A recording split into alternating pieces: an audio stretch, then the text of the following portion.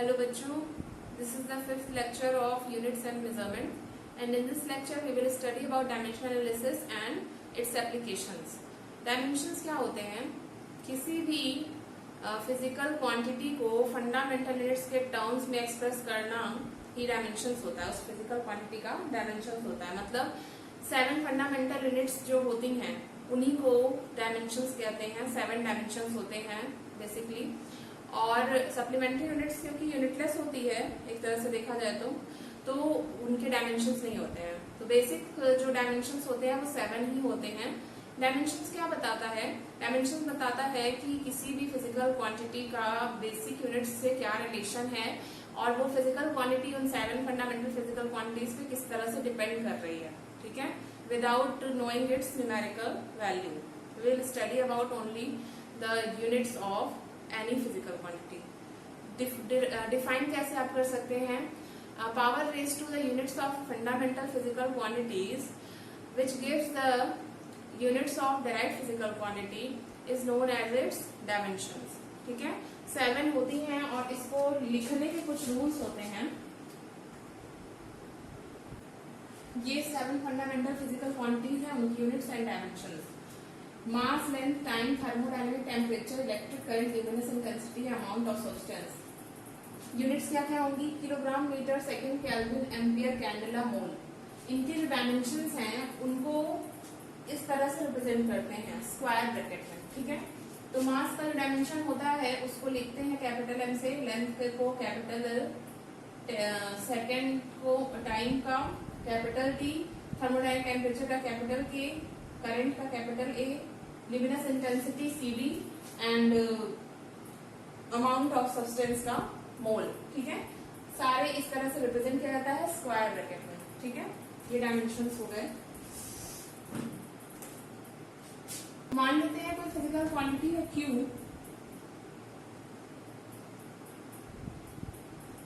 और Q depend कर रही है, Q is depending on mass, length, time, current,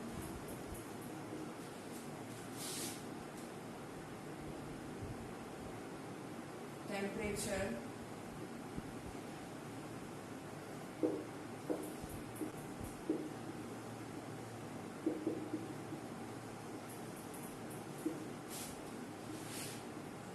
मास की पावर ए पे, length power B, time power C, current power D, temperature power E.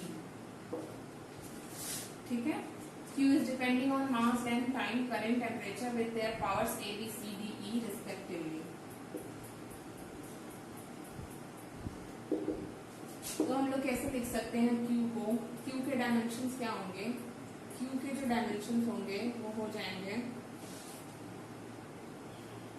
Mass to the power A, length to the power B, time to the power C, current ampere A to the power D and temperature A to the power E. ठीक है, ये हो जाएंगे Q के dimensions. ठीक है, example देखते हैं. एग्जाम्पल है जैसे कि वॉल्यूम का डायमेंशन लिखना है. वॉल्यूम किस पे डिपेंड करता है? वॉल्यूम जो है लेंथ पे डिपेंड करता है. कोई भी अगर 3 डायमेंशनल बॉडी मान लो क्यूब है, ठीक है, तो क्यूब की 3 साइड्स क्या हुई? लेंथ के डायमेंशन शो करती हैं. तो वॉल्यूम का जो डायमेंशन हो जाएगा वो हो जाएगा L टू द पावर 3. ठीक है, L 3 बार आएगा और उसका डायमेंशन रहेगा L टू द पावर 3. और दूसरा देखते हैं फोर्स. फोर्स की यूनिट होती है किलोग्राम मीटर पर सेकेंड स्क्वायर. ठीक है, इसकी यूनिट हो गई मीटर क्यूब. किलोग्राम मीटर पर सेकेंड स्क्वायर. तो फोर्स का जो डायमेंशन हम लोग लिखेंगे वो हो जाएगा किलोग्राम का को हम लोग डायमेंशनली कैसे लिखते हैं? कैपिटल एम, मीटर एल, पर सेकेंड स्क्वायर है. ठीक है, तो डिवाइड करेंगे टी टू द पावर 2 से. तो टी टू द पावर 2 जब ऊपर आएगा न्यूमरेटर में तो ये -2 हो जाएगा। ठीक है, कोई जरूरी नहीं है कि पावर पॉजिटिव ही हो, नेगेटिव भी हो सकती है। तो f का जो डायमेंशन हो गया वो mlt-2 होगा। ठीक है, विद इन स्क्वायर ब्रैकेट, हमेशा स्क्वायर ब्रैकेट में डायमेंशंस लिखे जाते हैं। There are some rules for writing dimensions of any physical quantity. First rule is dimensions are always enclosed in square bracket. हमेशा dimensions को square bracket में लिखा जाता है, वो किसी भी fundamental physical quantity का हो। ठीक है। Second is if a quantity is independent of any fundamental physical quantity then its power will be 0. अगर कोई physical quantity में किसी basic unit पर डिपेंड नहीं कर रही है, ठीक है, कोई फिजिकल क्वांटिटी बेसिक यूनिट पर डिपेंड नहीं कर रही है किसी भी, तो उस बेसिक यूनिट की पावर को हम 0 लिखते हैं। ठीक है। After simplification dimensions are written in a single bracket. मान लो कि जैसे मैंने इसके पहले एग्जांपल दिया था वॉल्यूम का, ठीक है, तो वॉल्यूम को हम लोग लिख सकते थे, मीटर क्यूब होता है यूनिट, तो लिख सकते थे L L L, ये हो जाता। ठीक है, ये हो गया डायमेंशन। तो सिंप्लीफाई करके इसको हम इस तरह से नहीं लिखेंगे, इसको हम लिखेंगे L3 सिंगल ब्रैकेट में। ठीक है, कोई और होता जैसे कि फोर्स का एग्जांपल दिया था mlt-2, तो पहले हम अलग अलग लिखेंगे, m होगा, kg का m होगा, मीटर का L होगा और divided by t to the power 2 होगा। ठीक है, उसको सॉल्व करके हम सारी वैल्यूज को एक सिंगल स्क्वायर ब्रैकेट में लिखेंगे, कभी भी अलग अलग नहीं लिखा जाएगा। Next is it follows the laws of exponent. Laws of exponents को फॉलो करता है जब हम डायमेंशन किसी फिजिकल क्वांटिटी का फाइंड आउट करते, कैलकुलेट करते हैं।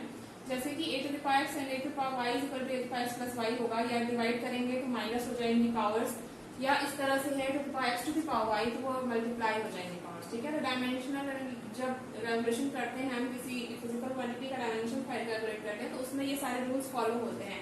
इसके अलावा अगर किसी फिजिकल क्वांटिटी को का डायमेंशन सिर्फ इस तरह से लिखा हुआ है m, ठीक है, तो यहाँ पे ये अंडरस्टूड है कि पावर जो है इसकी 1 होगी। ठीक है, इसके बाद जो दो सप्लीमेंट्री यूनिट्स होती हैं रेडियन एंड स्टेरेडियन, उनका कोई डायमेंशन नहीं होता है। ठीक है, तो उनको फंडामेंटल फिजिकल क्वांटिटीज के डायमेंशन में काउंट नहीं किया जाता। ठीक है, next topic is dimensional formula and dimensional equation. Dimensional formula क्या होता है? डायमेंशनल फॉर्मूला का मतलब है कि अगर किसी फिजिकल क्वांटिटी को के डायमेंशंस को हम बेसिक यूनिट्स के टर्म्स में रिप्रेजेंट कर रहे हैं तो उसी को उस फिजिकल क्वांटिटी का डायमेंशनल फॉर्मूला कहते हैं। जैसे कि मैंने बताया था कि फोर्स के जो डायमेंशन है उसको लिखेंगे mlt-2, तो ये हो गया फोर्स का डायमेंशनल फॉर्मूला। ठीक है, फोर्स जो है की यूनिट होती है किलोग्राम मीटर पर सेकंड स्क्वायर, तो किस पे डिपेंड कर रहा है? मास पे डिपेंड कर रहा है, लेंथ एंड टाइम पे डिपेंड कर रहा है, और किस तरह से? Mass to the power 1, length to the power 1 and time to the power -2 पे डिपेंड कर रहा है। ठीक है, अगर इस तरह से रिप्रेजेंट कर रहे हैं तो ये डायमेंशनल फॉर्मूला हो गया। अगर सेम फिजिकल क्वांटिटी को उसके डायमेंशन के साथ इक्वेट करके लिखते हैं तो वो होता है डायमेंशनल इक्वेशन। जैसे कि ये फोर्स का डायमेंशन है तो इसको हम लोग ऐसे लिख दें, अगर F is equal to mlt-2, तो ये जो है ये रिप्रेजेंट कर रहा है डायमेंशनल इक्वेशन। ठीक है, यहाँ पे हमने इक्वेट कर दिया फिजिकल क्वांटिटी को उसके डायमेंशन से। So this is the dimensional equation of force. ठीक है, 4 तरह की फिजिकल क्वांटिटीज होती हैं: dimensional constants, dimensional variables, dimensionless constant and dimensionless variable. Dimensional constants क्या होते हैं? ऐसी फिजिकल क्वांटिटी जिनका डायमेंशन होता है लेकिन उनकी न्यूमेरिकल वैल्यू से कांस्टेंट होती है। ठीक है, for example universal gravitational constant, Planck's constant, gas constant और स्पीड ऑफ लाइट, और ऐसे बहुत सारे होते हैं जिनकी एक फिक्स न्यूमेरिकल वैल्यू होती है विद यूनिट्स, डायमेंशन होते हैं। ठीक है, next is dimensional variables. Dimensional variables वो फिजिकल क्वांटिटीज के लिए होते हैं जिनकी वैल्यू न्यूमेरिकल वैल्यू फिक्स नहीं होती है। ठीक है, लेकिन उनके डायमेंशंस होते हैं। For example velocity, force, linear momentum, work done, power etcetera, बहुत सारे होते हैं जिनकी वैल्यू चेंज हो सकती है लेकिन उनकी यूनिट्स होती हैं। Next is dimensionless constant. Dimensionless constant में 2 तरह के कांस्टेंट्स आते हैं। डायमेंशनलेस कांस्टेंट का मतलब हुआ कि ऐसे फिजिकल क्वांटिटी जिनका डायमेंशन नहीं होता है। ठीक है, तो डायमेंशन ना होने के बाद भी उसमें दो तरह की चीजें होती हैं, एक तो वो वैल्यूज होती हैं जिनकी न्यूमेरिकल वैल्यू फिक्स्ड हो, और दूसरा वो होता है जिनकी न्यूमेरिकल वैल्यू चेंज होती हो, ठीक है। और इन दोनों के ही डायमेंशन नहीं होते। फॉर एग्जाम्पल फिक्स्ड वैल्यू वाले डायमेंशन लेस कांस्टेंट कौन कौन से हुए, pi, e, sine theta, cos theta, tan theta, ये सारे क्या है, इनकी वैल्यूज फिक्स्ड है लेकिन इनका कोई डायमेंशन नहीं है। नेक्स्ट इज वैल्यूज चेंज होती हैं और डायमेंशन नहीं होता है। फॉर एग्जाम्पल एंगुलर डिस्प्लेसमेंट, तो एंगुलर डिस्प्लेसमेंट का जो यूनिट होगा वो रेडियन होगा और radian is dimensionless. Joule's constant है, Joule's constant joule per calorie, ये भी जो है एक डायमेंशनलेस कांस्टेंट है। Next is dimensionless variable. Dimensionless variables वो फिजिकल क्वांटिटीज हुई जिनके लिए डायमेंशन की वैल्यू नहीं होती है, उसका डायमेंशन 0 होता है लेकिन उनकी न्यूमेरिकल वैल्यू चेंज होती है, ठीक है। For example specific gravity, refractive index, Poisson's ratio and coefficient of friction, और भी इस तरह की बहुत सारी फिजिकल क्वांटिटीज होती हैं जो डायमेंशनलेस होती हैं, फिर भी उनकी वैल्यू जो है न्यूमेरिकल वैल्यू चेंज होती रहती है, ठीक है। Next topic dimensional analysis and its application. Dimensional analysis क्या होता है, किसी भी फिजिकल क्वांटिटी की अगर हम यूनिट फाइंड आउट कर रहे हैं तो उसको सिंपल वे में कैसे लिखा जा सकता है बेसिक यूनिट के टर्म्स में, इसी को डायमेंशनल एनालिसिस कहते हैं, ठीक है। डायमेंशनल एनालिसिस को फैक्टर लेबल मेथड या यूनिट फैक्टर मेथड के नाम से भी जाना जाता है। इसमें हम लोग क्या करते हैं कि जो फिजिकल क्वांटिटीज हैं ऐड या सब्ट्रैक्ट की जा रही हैं उसमें हम उन्हीं फिजिकल क्वांटिटीज को ऐड या सब्ट्रैक्ट कर सकते हैं जिनकी यूनिट्स सेम हो, मतलब कि बेस फंडामेंटल यूनिट्स के टर्म्स में अगर दो फिजिकल क्वांटिटीज को लिखा जा रहा है और उन दोनों की यूनिट सेम है या डायमेंशन सेम है, उन्हीं को हम ऐड या सब्ट्रैक्ट कर सकते हैं। इसे प्रिंसिपल ऑफ होमोजेनिटी कहते हैं। जैसे कि मान लो वेलोसिटी लिख रहे हैं तो दो किसी ऑब्जेक्ट की वेलोसिटी को अगर हमें जोड़ना या माइनस करना है तो अगर दोनों वेलोसिटी है तभी हम ऐड या सब्ट्रैक्ट कर सकते हैं। फोर्स में से वेलोसिटी को या किसी और फिजिकल क्वांटिटी में से वेलोसिटी को ऐड या सब्ट्रैक्ट नहीं किया जा सकता है। इसे प्रिंसिपल ऑफ होमोजेनिटी कहते हैं, ठीक है।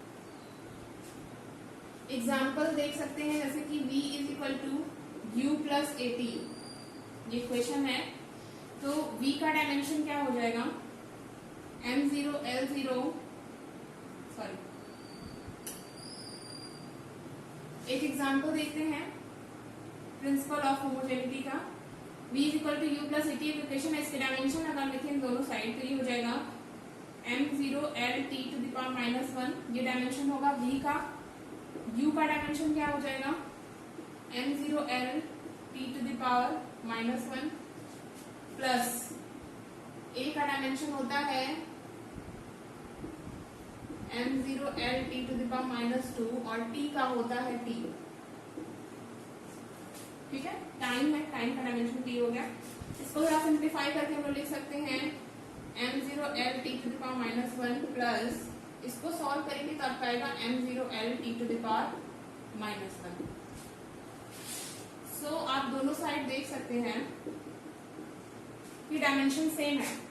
इसका मतलब कि इक्वेशन करेक्ट है, प्रिंसिपल ऑफ होमोजेनिटी को फॉलो करता है कि जो फिजिकल क्वांटिटी यहाँ पे दी है वेलोसिटी, यहाँ पे भी उन्हीं दो फिजिकल क्वांटिटीज को ऐड किया गया है। This is showing the principal of homogeneity. कभी भी दो डिफरेंट फिजिकल क्वांटिटीज को ऐड या सब्ट्रैक्ट नहीं किया जा सकता है। Next is applications of dimensional analysis. Applications में डायमेंशनल एनालिसिस की तीन तरह की एप्लीकेशंस होती हैं। पहला ये होता है to check the correctness of the equation. कोई इक्वेशन दिया है तो उसमें हमको चेक करना है कि वो इक्वेशन करेक्ट है कि नहीं। प्रिंसिपल ऑफ होमोजेनिटी का यूज करके हम उसको सॉल्व कर सकते हैं। Next we can convert the unit of a physical quantity from one system of unit to other system of unit using dimensional analysis. And last one is we can find out the dimensions of a physical quantity by knowing the value or we can say dimensions of the physical quantity on which it is depending, ठीक है। First is check the correctness of any equation. कोई equation दिया है वो सही है कि नहीं, ये कैसे चेक करेंगे। जैसे मान लीजिए एक इक्वेशन दिया हुआ है half mv square is equal to mgh। हमें चेक करना है कि इक्वेशन सही है कि नहीं, ठीक है। तो हम क्या करेंगे, LHS और RHS में लेके डायमेंशन निकालेंगे कि क्या होंगे। LHS का डायमेंशन क्या होगा, हाफ mv स्क्वायर नंबर्स का कोई डायमेंशन नहीं होता है, मास और यहाँ वेलोसिटी का डायमेंशन होगा। तो यहाँ पे मास का डायमेंशन हो गया m एंड वेलोसिटी का हो गया lt माइनस 1, ठीक है। और पावर कितनी है यहाँ पे 2 है, तो हम 2 लिख देंगे। सो इसका डायमेंशन हो गया ml2t माइनस 2। LHS का डायमेंशन इतना हो गया। RHS का कितना होगा mgh। मास का डायमेंशन हो जाएगा m, g है एक्सेलरेशन ड्यू टू ग्रेविटी, तो एक्सेलरेशन ड्यू टू ग्रेविटी का होता है lt माइनस 2 एंड h का होता है l। h हाइट है तो हाइट लेंथ का डायमेंशन होगा। सो आंसर आएगा आपका ml2t माइनस 2। सो यहाँ पे आप देख सकते हैं LHS dimension of LHS is equal to dimension of RHS। So this equation is correct. इस तरह से correctness of any equation check कर सकते हैं। Next is conversion of value of physical quantity from one system to another system. मान लो कि कोई फिजिकल क्वांटिटी है x, उसका वो वैल्यू दिया हुआ है उसका n1 और उसका डायमेंशन है m to the power a, l to the power b and t to the power c, ठीक है। मान लिया कोई फिजिकल क्वांटिटी x है, उसकी न्यूमेरिकल वैल्यू n1 है और उसके डायमेंशंस क्या है, किस पे डिपेंड कर रहा है, मास, लेंथ एंड टाइम पे, and power is a, b and c, ठीक है। और इस x को हमें उसकी दूसरे सिस्टम ऑफ यूनिट में कन्वर्ट करना है। तो दूसरे सिस्टम ऑफ यूनिट में वैल्यू अगर मान लो है इसकी फिजिकल क्वांटिटी तो सेम होगी, अदर सिस्टम ऑफ यूनिट में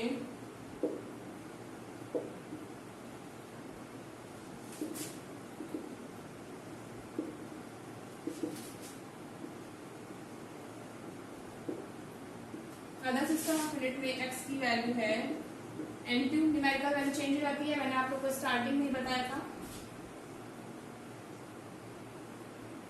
m1 to the power a, l1 to the power b and t1 to the power c।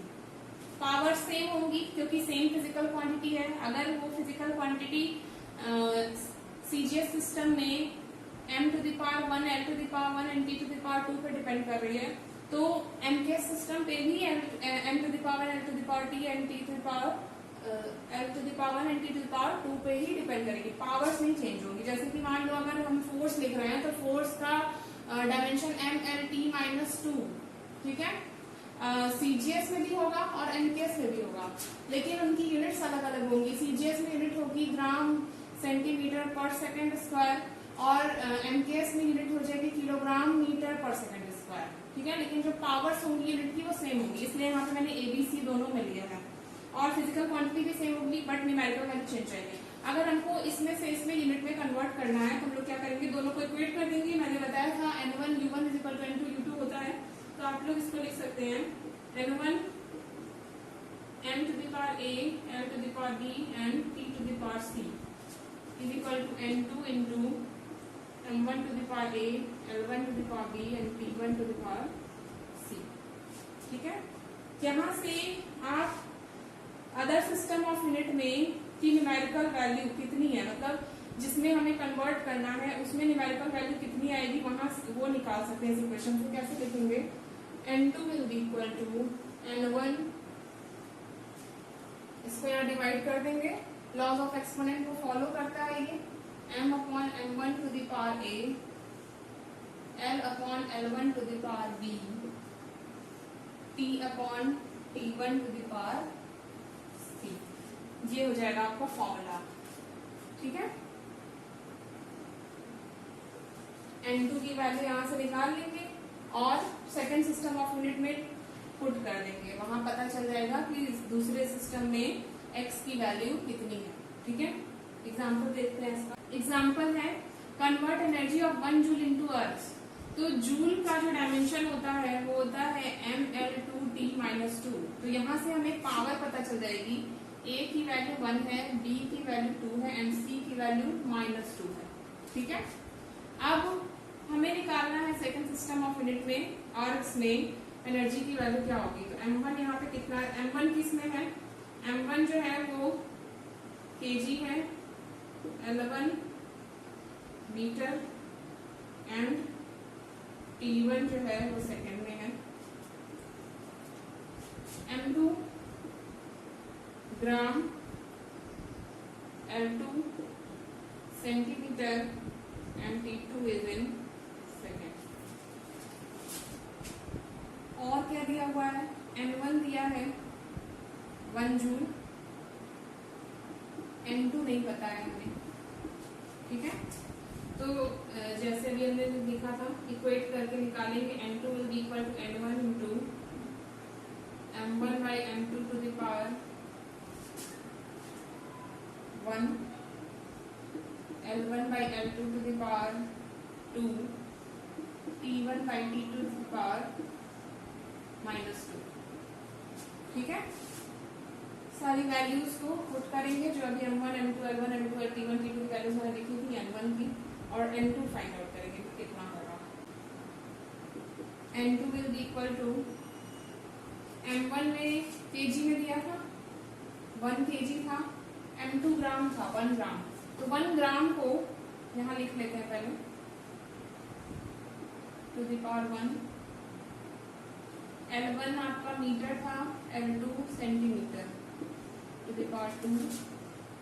T1 second था और T2 भी सेकेंड था, टू द पावर -2, ठीक है।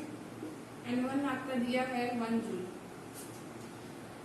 सो यहाँ पे क्या करेंगे, ग्राम को किलोग्राम में कन्वर्ट करेंगे, सेंटीमीटर को मीटर में कन्वर्ट करेंगे, तो ये आ जाएगा kg upon 10 to the power 3 kg -3 kg, ठीक है। Metre upon 10 to the power -2 metre, and ये सेकेंड तो कैंसिल हो जाएगा, ये 1 to the power -2 हो जाएगा, ये ठीक है। यहाँ पे आपका आएगा, यहाँ kg कैंसिल हो गया, 10 to the power -3 and 10 to the power -2, ये मिलके हो जाएगा 10 to the power 1 मिनट। यहाँ पे आएगा 10 to the power 3, जब ये न्यूमरेटर में आएगा 10 to the power, ये पावर कितना है 1 है, यहाँ पे 10 to the power -2 to the power 2 है, तो ये हो जाएगा 10 to the power 4, ठीक है। लॉ ऑफ एक्सपोनेंट्स को फॉलो करता है, तो -2 to the power 2 को हम लोग 10 to the power -4 लिख सकते हैं। उसके बाद ये जब न्यूमरेटर में आएगा तो ये 10 to the power 4 हो जाएगा, और इसकी वैल्यू जो है आपकी 1 होगी, ठीक है। इसका आंसर कितना आएगा, सॉल्व करेंगे तो ये वैल्यू आपकी आएगी 10 to the power 7, ठीक है। तो N2 आपका आ गया 10 to the power 7। तो सेकेंड सिस्टम ऑफ यूनिट्स में अगर हमको वैल्यू लिखनी हो एनर्जी की, तो वो कितनी हो जाएगी, 10 to the power 7 gram centimetre square पर सेकेंड स्क्वायर, ठीक है। ये हो गई आपकी अर्ब्स में एनर्जी, या इसको हम लोग लिख सकते हैं 10 to the power 7 अर्ब्स, ठीक है। Third application is derive equation showing the relation between different physical quantities. किसी फिजिकल क्वांटिटी के लिए इक्वेशन डेराइव करना, ये जानते हुए कि वो फिजिकल क्वांटिटी किन किन बेसिक फिजिकल क्वांटिटीज पे डिपेंड करती है। जैसे कि एग्जांपल देखते हैं, time period of oscillation of simple pendulum is depending on, किस पे डिपेंड कर रहा है, m to the power a, l to the power b and g to the power c, ठीक है। 3 चीजों पर डिपेंड कर रहा है, mass, length and acceleration due to gravity. और हमको ये चीज दिया हुआ है क्वेश्चन में कि टाइम पीरियड इन चीजों पे डिपेंड कर रहा है, तो हमको ये नहीं पता है कि पावर्स क्या होंगी, किस तरह से डिपेंड कर रहा है, डायरेक्टली डिपेंड कर रहा है, इनवर्सली डिपेंड कर रहा है। तो हम लोग क्या करेंगे कि मान लेंगे कि m to the power a पे डिपेंड कर रहा है, l to the power b and g to the power c पे डिपेंड कर रहा है, ठीक है। अब प्रोपोर्शनैलिटी साइन इसलिए हमने लगाया क्योंकि सिर्फ अभी हमें इतना पता है कि डिपेंड कर रहा है, बट इनवर्स रिलेशन है कि डायरेक्ट रिलेशन है, या वहाँ पे कांस्टेंट जो आएगा उसकी वैल्यू कितनी, ये सब नहीं पता है। सो हम लोग इसको लिख सकते हैं t is equal to k m to the power a, l to the power b and g to the power c। Proportionality sign remove करते हैं तो इक्वल टू साइन आता है विद अ कांस्टेंट। अब क्या करेंगे, अब इन सबका डायमेंशंस लिखेंगे दोनों साइड, ठीक है। तो t का जो डायमेंशन होगा वो m0 l0 t to the power 1 होगा। टाइम पीरियड ऑफ ऑसिलेशन है तो डायमेंशन इसका जो है वो t to the power 1 होगा, टाइम का dimension m0 l0 t to the power 1 is equal to, k का कोई डायमेंशन नहीं होगा क्योंकि k कांस्टेंट है, m का डायमेंशन हो जाएगा m to the power a, l का dimension l to the power b and g का डायमेंशन होता है l t to the power -2 acceleration due to gravity का टू द पावर c। ये है, इसको थोड़ा सा सॉल्व करेंगे तो ये हो जाएगा m to the power a, l to the power b यहाँ था और l to the power c और है, तो ये हो जाएगा l to the power b plus c and t to the power क्या हो जाएगा t to the power -2c using laws of exponent. t to the power -2 to the power c था तो दोनों मल्टीप्लाई हो जाएगा। ठीक है, यहाँ पे आपका था m to the power 0, l to the power 0 and t to the power 1। अब क्या करेंगे, दोनों साइड जो बेस है वो सेम है, mlt।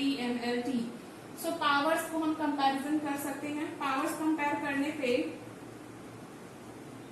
Comparing both sides a की वैल्यू आपकी मिल रही है 0, ठीक है। l की पावर कंपेयर करेंगे तो b प्लस c की वैल्यू है 0। यहाँ से हम लोग लिख सकते हैं b is equal to -c and t की पावर जब कंपेयर करेंगे तो t to the power -2c that to the power 1 है, तो t टू द पावर मतलब 2c will be equal to 1, या हम लोग लिख सकते हैं c इज इक्वल टू -1/2।